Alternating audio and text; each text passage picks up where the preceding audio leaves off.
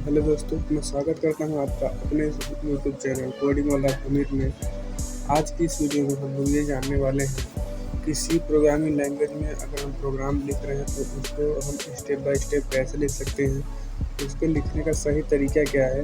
यानी कि हम सी प्रोग्रामिंग लैंग्वेज में प्रोग्राम के स्ट्रक्चर के बारे में बात करने वाले हैं। तो चलिए वीडियो को शुरू करते हैं। सी प्रोग्रामिंग के स्ट्रक्चर के बारे में हम बात करने वाले हैं।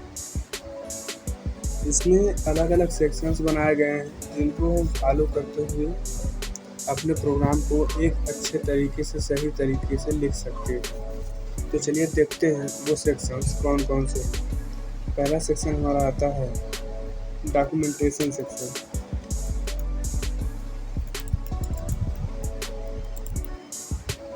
डॉक्यूमेंटेशन सेक्शन में क्या होता है कि अगर हम कोई भी प्रोग्राम बना रहे हैं तो उस प्रोग्राम को किसने बनाया है, कब बनाया है, इस प्रोग्राम का मेन पर्पज़ क्या है, इन सब चीज़ों को हम उसमें डिफाइन करते हैं। अब बात करते हैं कि डॉक्यूमेंटेशन सेक्शन में कौन सी चीज़ें लिखी जाती हैं उनके बारे में चलिए बताते हैं आपको। तो इसमें क्या होता है, इसमें कमेंट लिखे जाते हैं।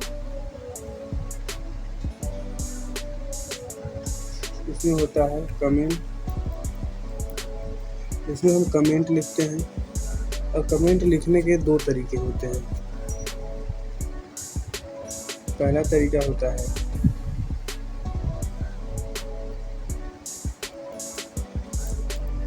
सिंगल लाइन कमेंट और दूसरा होता है मल्टी लाइन कमेंट।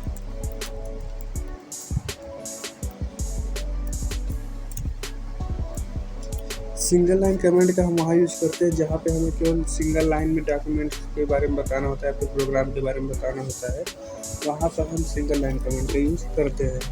और जहाँ पे हमें जैसे मान लीजिए प्रोग्राम बनाया तो उसका नाम लिखना है, किस मतलब किसने बनाया है उसका नाम लिखे, किस डेट को बनाया है, टाइम लिखा, फिर कहाँ बनाया, प्रोग्राम का पर्पज़ क्या है, इन सब के बारे में अगर हम लिखते हैं तो वो क्या है तो मल्टी लाइन कमेंट में आ जाता है।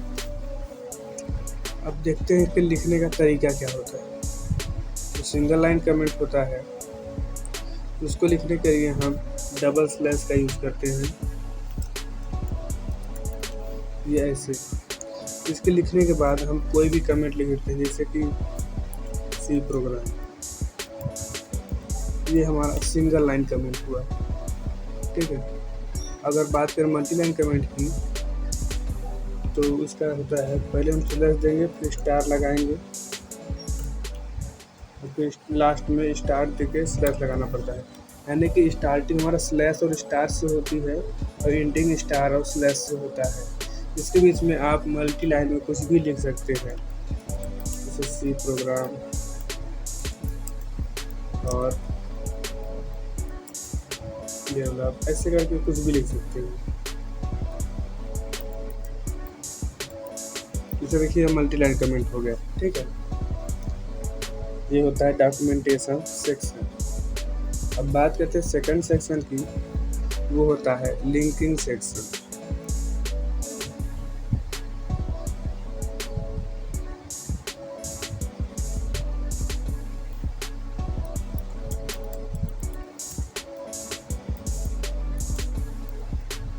लिंकिंग सेक्शन मतलब कि अपने प्रोग्राम में हम किसी भी फंक्शन को यूज करने वाले हैं, कुछ जो पहले से बने हुए फंक्शंस हैं उसका यूज़ करेंगे, तो उन सब फंक्शंस के लिए हमें क्या करना होता है, कुछ हेडर फाइल्स होती हैं, उनको हमें इसमें इंक्लूड करना होता है, लिंक करना होता है।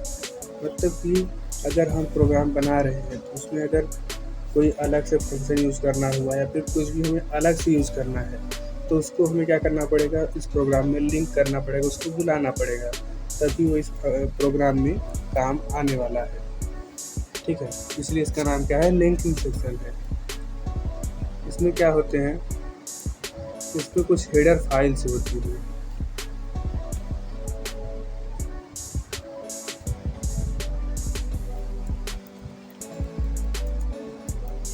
अब ये हेडर फाइल क्या होता है, हेडर फाइल क्या होता है कि पहले से बने हुए फंक्शंस की लाइब्रेरी होता है, ठीक है। पहले से जो फंक्शंस उसमें प्री डिफाइंड फंक्शंस है, पहले से बना के रखी हुई है प्रोग्राम में, उनका क्या है, लाइब्रेरी होता है, जिसको हम अपने प्रोग्राम में यूज करने के लिए इसमें लिंक करते हैं। उस हेडर फाइल को अपने प्रोग्राम में अगर हम लिंक कर लेंगे तो उसमें जो पहले से बने हुए फंक्शंस हैं उनको हम अपने प्रोग्राम में आसानी से यूज कर सकते हैं। ठीक है, जैसे कुछ हेडर फाइल्स का नाम आपको बताते हैं, जैसे stdio .h। हेडर फाइल्स का जो एक्सटेंशन होता है वो .h होता है। ठीक है, और जैसे onio.h, ठीक है, stdlib.h,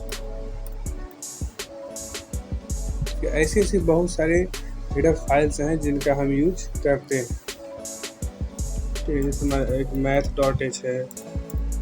अब बात करते हैं तीसरे नंबर सेक्शन की, जिसको हम बोलते हैं definition section.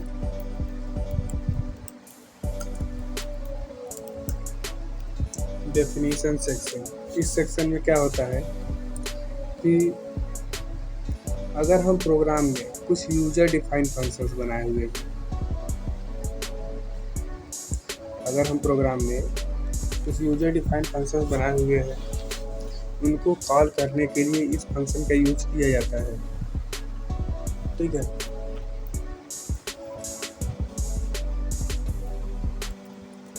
Call user defined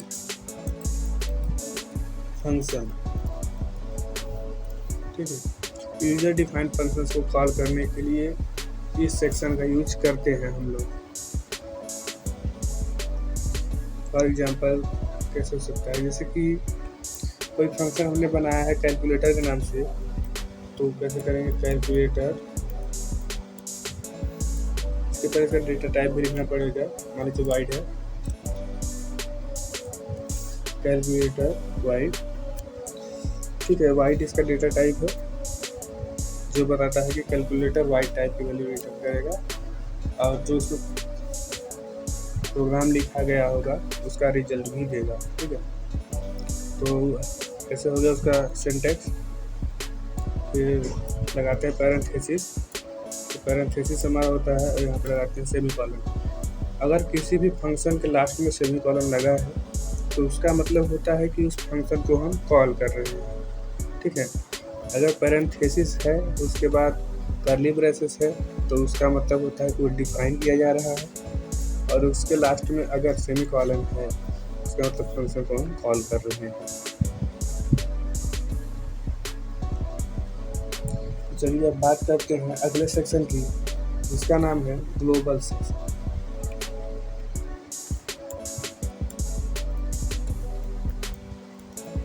global section, अब ग्लोबल सेक्शन में क्या आता है, इस ग्लोबल सेक्शन में हम कुछ वेरिएबल्स को डिफाइन करते हैं। इस सेक्शन में अगर हम ग्लोबल वेरिएबल डिफाइन करते हैं तो उसका बेनिफिट क्या होता है कि अगर हम मेन फंक्शन के बाद और यूजर डिफाइंड फंक्शन हम बनाए हुए हैं, तो उसमें कहीं भी उस वेरिएबल को यूज करेंगे तो उसकी वैल्यू सेम ही रहेगी जो हम यहाँ ग्लोबल सेक्शन में डिफाइन किए हुए हैं। यानी कि ऐसा वेरिएबल यहाँ पे डिफाइन हो जाता है कि आप पूरे प्रोग्राम में कहीं भी उस वेरिएबल को यूज करोगे तो उसका जो वैल्यू होगा पूरे प्रोग्राम में सेम ही होगा, डिफरेंट नहीं होगा। ठीक है, तो इसका यूज क्या हुआ, पर्टिकुलर है ग्लोबल वेरिएबल।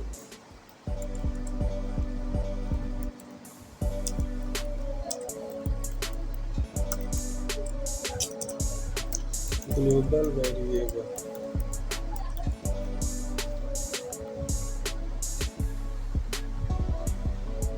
ठीक है, ग्लोबल वेरिएबल्स के लिए इसका यूज किया जाता है। कोई भी चीज़ है उसको हम ग्लोबली डिफाइन करना चाहते हैं तो उसको ग्लोबल सेक्शन में डिफाइन कर देंगे।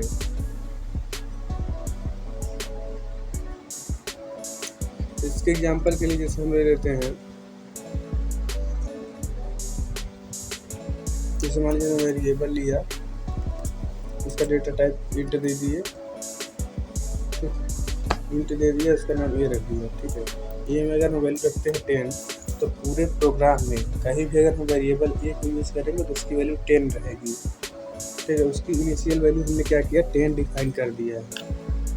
ठीक है, ऐसे हम ग्लोबल वेरिएबल डिफाइन करते हैं। और कई सारे ऐसे फंक्शंस भी हैं जिनका यूज हम ग्लोबल सेक्शन में करते हैं, जैसे मैक्स हो गया, मिन हो गया। ठीक है, इन सब फंक्शंस का हम इसमें यूज कर सकते हैं। अब आता है हमारा मेन सेक्शन या फंक्शन।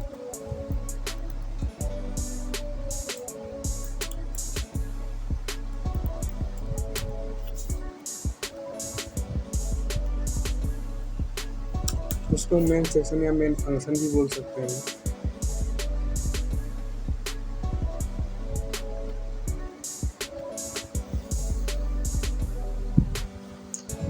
इसमें क्या होता है कि मेन देखिए जो होता है ना, ये सी प्रोग्राम के लिए बहुत ही ज़रूरी फंक्शन है। अगर आप सी में प्रोग्राम बना रहे थे, आपका मेन फंक्शन होना बेहद ही ज़रूरी है। अगर आपके प्रोग्राम में सी मेन फंक्शन नहीं है तो आपका प्रोग्राम नहीं चलेगा। कम से कम इसमें मेन फंक्शन होना ही चाहिए। अगर नहीं है तो आपका प्रोग्राम रन ही नहीं होगा, एरर बताएगा। ठीक है, इस फंक्शन में क्या होता है कि इस फंक्शन में कुछ लोकल वेरिएबल्स होते हैं और इसके एग्जीक्यूटेबल पार्ट को लिखा जाता है, यानी कि मेन की बॉडी को लिखा जाता है। ठीक है, ये क्या हमारा मेन फंक्शन ऑफ प्रोग्राम है, जिसका प्रोग्राम में होना बहुत ही ज़रूरी है, अन्यथा प्रोग्राम चलेगा नहीं। ठीक है,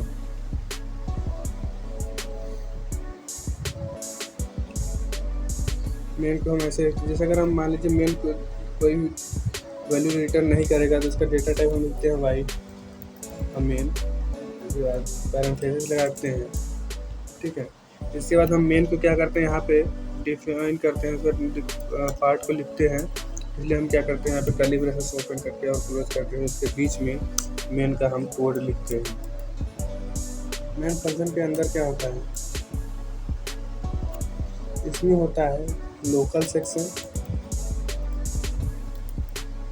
लोकल सेक्शन आप इसको बताते हैं लोकल वेरिएबल। इसमें लोकल वेरिएबल डिफाइन किए जाते हैं, जैसे कि हमने ग्लोबल वेरिएबल में डिफाइन किया था इंट =10, तो उसकी वैल्यू पूरे प्रोग्राम में 10 रहेगी। बट अगर हम लोकल सेक्शन में डिफाइन करते हैं कि इंट a=10, तो उसका जो एरिया होगा वो बस मेन फंक्शन ही होगा, यानी कि बस वो जो a की वैल्यू 10 हो बस मेन फंक्शन में ही काम करेगी, उसके बाद वो काम नहीं करेगा। ठीक है, ये होता है लोकल वेरिएबल या लोकल सेक्शन। ठीक, अब इसके बाद क्या होता है, मेन के और भी कोड लिखे जाते हैं जिसको हम एग्जीक्यूटेबल पार्ट बोलते हैं या फिर बॉडी ऑफ मेन बोलते हैं। ठीक है, उनको हम लिखते हैं, ठीक है, उनको हम डिफाइन करते हैं, तो हमारा ये क्या हो जाता है मेन फंक्शन। ठीक है, ये हमारा मेन फंक्शन हो गया। अगर देखें इसके एग्जांपल को, तो इसमें क्या होता है कि अगर लोकल सेक्शन की बात करें तो उसमें समझ इंट b हो गया, b हमने कर दिया 15। तो ये जो b=15 है ये बस मेन सेक्शन में काम करेगा, अदरवाइज किसी फंक्शन में हम जाएंगे तो यह काम नहीं करेगा, यह गार्बेज वैल्यू बताएगा।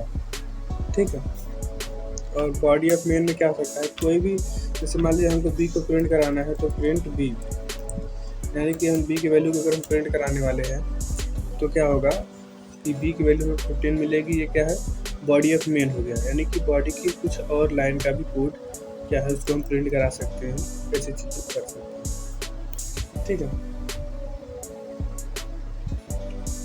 हालांकि ये जो मैंने प्रिंट b लिखा है ये सिंटैक्स सही नहीं है, बट इंडस्ट्री समझने के लिए मतलब लिखा गया है बस। क्या होता है कि हम b को प्रिंट कराते हैं, ऐसा मतलब कोड हो सकता है। ठीक है, इसके आगे आते हैं सब प्रोग्राम सेक्शन। सब प्रोग्राम सेक्शंस में क्या होता है, जैसे कि मेन एक फंक्शन है, ये क्या है प्री डिफाइंड फंक्शन है, ये प्रोग्राम में होना ही चाहिए। इसके बाद सब प्रोग्राम सेक्शन में क्या होता है, यूजर डिफाइंड फंक्शंस को हम बनाते हैं, डिफाइन करते हैं। ठीक है, तो अगर प्रोग्राम में सब प्रोग्राम सेक्शन नहीं है तो भी कोई फ़र्क नहीं पड़ता है। अगर प्रोग्राम में कोई यूजर डिफाइंड फंक्शन नहीं है तो भी प्रोग्राम को कोई इफेक्ट नहीं पड़ेगा। जैसे कि अगर प्रोग्राम में उसका यूज है, अकॉर्डिंग टू द यूज होता है। ठीक है, अगर प्रोग्राम में कोई यूजर डिफाइंड फंक्शन चाहिए तभी हम डिफाइन करते हैं, अदरवाइज डिफाइन नहीं करते हैं। और अगर हम प्रोग्राम में यूजर डिफाइंड फंक्शन बना रहे हैं तो उसमें कोई मैंडेटरी नहीं है कि आप 5 ही फंक्शन बना सकते हैं, 2 ही फंक्शन बना सकते हैं। वो आपके यूज के ऊपर है, आप जितने चाहे उतने फंक्शन बना सकते हैं, आप उसका यूज कर सकते हैं। ठीक है, सब प्रोग्राम में क्या आता है, फंक्शन आता है। फंक्शन में मान लीजिए हमने बना लिया, ठीक है, फंक्शन 2 बना लिया। जितनी हमें फंक्शन की यूज है उतने फंक्शंस हम इस प्रोग्राम में बना सकते हैं। हमें सपोज कि हमको n नंबर ऑफ फंक्शन की यूज है तो हम n नंबर ऑफ फंक्शन बना सकते हैं। तो ये था आज का वीडियो ट्यूटोरियल। कमेंट में आप जरूर बताएं कि ये हमारा ट्यूटोरियल कैसा लगा आपको, और वीडियो को लाइक और चैनल को सब्सक्राइब करना ना भूलें। तो चलिए मिलते हैं आपसे नेक्स्ट वीडियो में।